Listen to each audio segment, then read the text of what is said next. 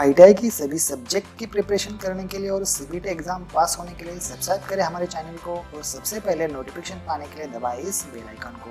तो स्वागत है आप सभी का यूट्यूब पर और आप लोग देख रहे हैं IT अपडेट्स। तो गाइस हम आपके लिए लेकर आए यहाँ पर और सारे बेहतरीन क्वेश्चन जो कि वर्कशॉप कैलकुलेशन के इस बार 6 क्वेश्चंस आने वाले हैं।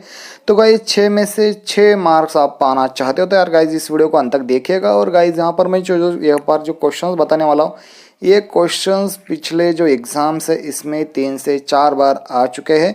तो गाइस वीडियो को अंत तक देखिएगा। अगर आप सेकंड ईयर में तो ऑल सभी ट्रेड के लिए ये क्वेश्चंस होने वाले हैं और मैं यहाँ पर लेके आया हूँ यहाँ पर यार गाइस सेकंड ईयर के प्रीवियस ईयर के क्वेश्चंस पेपर। तो चलिए हम सीधे वेबसाइट के ऊपर चलेंगे। तो उससे पहले लेकिन गाइस अगर आप यहाँ पर चैनल के ऊपर सब्सक्राइब नहीं किया अभी तक तो प्लीज़ चैनल को सब्सक्राइब कीजिएगा और आगे की जितने भी सारी MCQs के साथ साथ अपडेट्स होंगी उन सभी को पाने के लिए प्लीज़ चैनल के साथ जुड़ जाएगा। तो चलिए दोस्तों शुरुआत करते हैं क्या क्या अपडेट यहाँ पर आपको देखने को मिलेगा और उसके साथ साथ आपके क्वेश्चंस किस तरीके से आने वाले ये भी हम यहाँ पर देखेंगे। तो क्योंकि आपको पता चल पाएगा कि प्रीवियस ईयर में कौन कौन से क्वेश्चंस पेपर आए थे। तो चलिए दोस्तों तो गाइज यहाँ पर आप लोग देख सकते हो यहाँ पर जो चीज़ें हैं यहाँ पर देखिए ये जो छात्र है यहाँ पर मैं आपको समझा रहा हूँ ये AITT CBT एग्ज़ाम 2020 का पेपर है प्रीवियस ईयर का। इसका कोड भी देख लीजिए, इसकी इन्फॉर्मेशन भी देख लीजिएगा। उसके साथ साथ इसका ट्रेड है 2 साल का, इसका ट्रेड था वायरमन यहाँ पर। और यहाँ पर इसमें देखिए ये जो फेल छात्र ये जो छात्र था वे फेल हो गया था उस एग्ज़ाम में। सेकंड ईयर की यहाँ पर देखिए 2 ईयर लिखा हुआ है, यहाँ पर भी 2 ईयर है, ठीक है। तब ES आपको सेकंड ईयर में नहीं था, ठीक है। तो ये बात अलग से हम प्रिपरेशन करेंगे। अब देखिए 17 फरवरी 2021 को एग्ज़ाम हुआ था, 2 बज के यहाँ पर शुरुआत हो गई थी। थ्योरी के 40 क्वेश्चन आए थे और यहाँ पर आपको वर्कशॉप के 20 क्वेश्चन देखने को मिले थे। तो देखिएगा गाइस 20 क्वेश्चन अगर आपके प्रिपरेशन में सही आते तो यार लगभग इसमें से 3 या 4 क्वेश्चन तो आराम से आ ही जाएंगे क्योंकि प्रीवियस ईयर के क्वेश्चन यहाँ पर आपको देखने को ज़्यादा मिलेंगे। तो ट्रेड थ्योरी के भी हमारे पास क्वेश्चन है। हम ये ना करते हुए सीधे हम जाएंगे वर्कशॉप कैलकुलेशन के ऊपर क्योंकि हमने यहाँ पर यही वीडियो बनाने का मकसद था कि हम यहाँ पर कौन सा बना लीजिएगा वर्कशॉप कैलकुलेशन का सेकंड ईयर का। तो गाइज यहाँ पर देखिएगा 41 से यहाँ पर शुरुआत होती है यहाँ पर वर्कशॉप कैलकुलेशन के क्वेश्चंस को, क्योंकि पहले 40 क्वेश्चंस थे ट्रेड थ्योरी के जो कि यहाँ पर ये निकल कर आ रहा था जो कि ये 2.5 मार्क को थे तब क्वेश्चंस। अब देखिएगा यहाँ पर देखेंगे हम यहाँ पर 41 क्वेश्चंस अंग्रेजी में देखेंगे। यहाँ पर देखें यहाँ पर ये जो मराठी में बताया गया था 2 लैंग्वेज में यहाँ पर पेपर आया था पिछले, ठीक है। तो हम ये भी देखेंगे कि पेपर किस लैंग्वेज में आ सकते हो। तो देखिएगा which is the law of friction, घर्षण का नियम क्या है, जो कि फ्रिक्शन होता है घूर्णन का नियम क्या है यहाँ पर बोला गया था उन्होंने विच इज़ अ लॉ।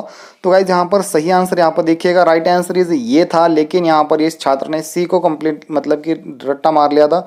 अब देखिए ये है यहाँ पर देखिए friction force is independent over the area and shape of contracting surface, मतलब कि जितना बड़ा सरफेस होगा उतना बड़ा घर्षण और घूर्णन ज़्यादा होगा, उससे क्या होगा इंडिपेंडेंटली बढ़ेगी फोर्स की, ठीक है।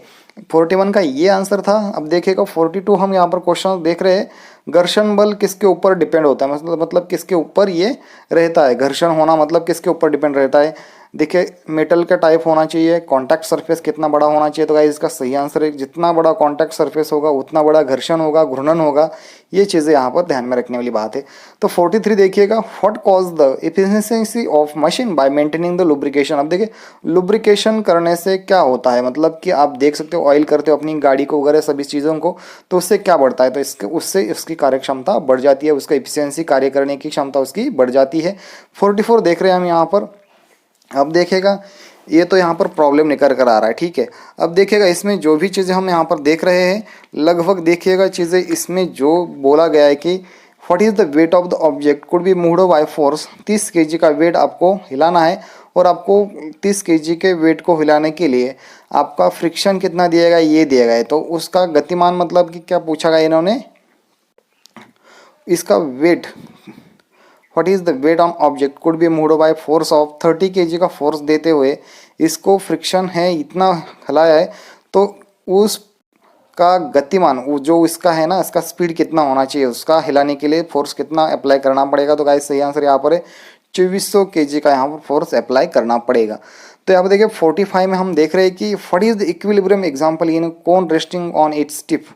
अब देखिए ऐसी स्थिति में क्या हो जाएगा जब कोन हम इस तरीके से उल्टा करके रखेंगे सरफेस के ऊपर, ठीक है। तो इसमें निकल कर आ रहा है C अस्थिर हो जाएगा ना कि ये स्थिर रहेगा। जो कोन है वो स्थिर रहेगा, इस टाइप से अगर आप रखोगे तभी वो स्थिर रह पाएगा, ऐसे तो रही नहीं रहेगा। ठीक है, ये आंसर सही हो गया, ये गलत हो गया। ठीक है, अब देखिए 46 हम यहाँ पर देख रहे हैं। देखिए what is the name called biggest chord of the circle, तो इसको हम बोल सकते हैं biggest chord of the circle is the है डायमीटर ऑफ यहाँ पर व्यास, जो कि इसको हम डायमीटर बोलेंगे। 47 देखिएगा, what is the diameter of the circle if the circumference is the 31.4 centimetre, जो कि सर्कमफ्रेंस हम यहाँ पर बोल रहे हैं। तो इसमें हम यहाँ पर देख रहे हैं इसका जो सही आंसर ये निकल कर आ रहा है, इसका जो डायमीटर है सर्कल का, तो ये है यहाँ पर 10 सेंटीमीटर।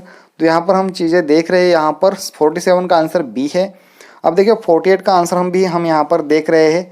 तो what is the multiplication of 5a square b into 8⁵ इसको इनका जो मल्टीप्लिकेशन ये हमें यहाँ पर करना है। तो इसका सही आंसर निकल कर आ रहा है ये वाला आंसर। ठीक है, तो ये चीज़ें आपको ध्यान में रखने वाली, इसका एडिशन हो गया, इसका मल्टीप्लिकेशन हो गया, ये आपको चीज़ें करवानी है क्योंकि इसके ऊपर ही आपको आंसर निकल कर आना है।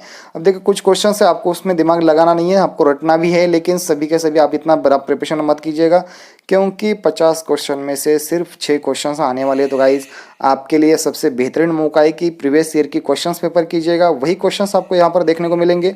अब देखिए यहाँ पर क्या बोला गया उन्होंने। ठीक है, what is the value of any number raised to the power of 0। अब देखिए 0 से ऊपर अगर पावर बढ़ानी हो तो क्या आ जाएगा, यहाँ पर बी आएगा 1। ठीक है, ये यहाँ पर आपको पता होना चाहिए घात कितना आता है, 1 ही आता है। यहाँ पर हम यहाँ पर क्या कर रहे हो, पावर अगर 0 के हम बढ़ाना सर चाहे तो शुरुआत में हम 1 से ही बढ़ाएंगे।